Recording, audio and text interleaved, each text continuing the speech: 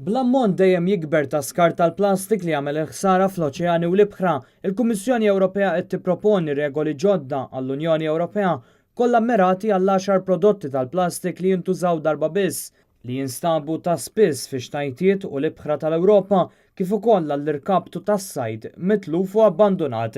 F'daqqa dawn jiffurmaw 70% tal-oġġetti kollha tal-iskart fil-baħar. Bir-regoli ġodda meta l-alternattivi jkunu disponibbli minnu fih u affordabbli, il-prodotti tal-plastik li jintużaw darba biss mhux ħajtħallew jidħlu fis-suq. Għal prodotti mingħajr alternattivi sempliċi, l-enfasi qiegħda fuq il-limitazzjoni tal-użu tagħhom permezz ta' tnaqqis nazzjonali fil-konsum, rekwiżiti ta' disinn u t-tikkettar u obbligi ta' maniġjar tal-iskart u tindif għal produtturi. Ir-regoli ġodda se jintroduċu projbizzjoni tal-plastik f'ċertu prodotti. Il-prodotti tal-plastik li jintużaw darba biss se jiġu projbiti mis-suq jekk jeżistu alternattivi disponibbli minnu fih u affordabbli. Il-projbizzjoni se tapplika għal stikek tal-cotton buds, pożati, platti, stros, stikek li jintużaw biex iħawdu x-xorb u stikek tal-bżieża kollha magħmulin mill-plastik li minflok se jkollhom isiru kollha esklusivament minn materjali sostenibbli. Il-kontenituri tax-xorb li jintużaw darba biss u magħmula mill-plastik se jkunu permessi biss fis-suq jekk it-tappijiet u l-għotjien tagħhom jibqgħu imwaħħlin. Miri għat-tnaqqis fil-konsum. L-Istati membri se jkollhom inaqsu l-użu tal-containers tal-ikel u tazzi tax-xorb magħmulin mill-plastik. Obbligi għall produtturi.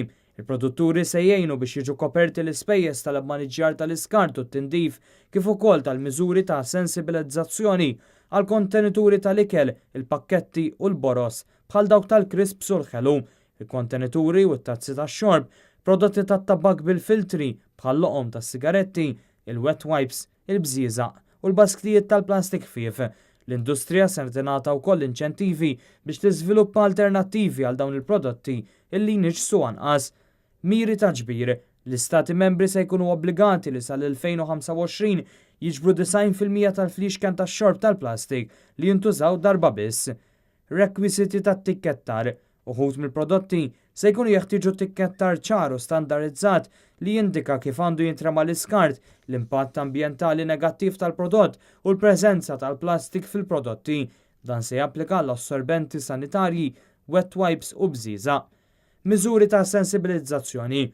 L-Istati membri se jkollhom l-obbligu għas-sensibilizzazzjoni tal-konsumaturi dwar l-impatt negattiv tar-rimi fl-ambjent tal-iskart tal-plastik li jintuża darba biss u tal-irkabtu tas-sajd, kif ukoll dwar is-sistemi għall-użu mill-ġdid disponibbli u għażliet għall-maniġġjar tal-iskart għal dawn il-prodotti kollha.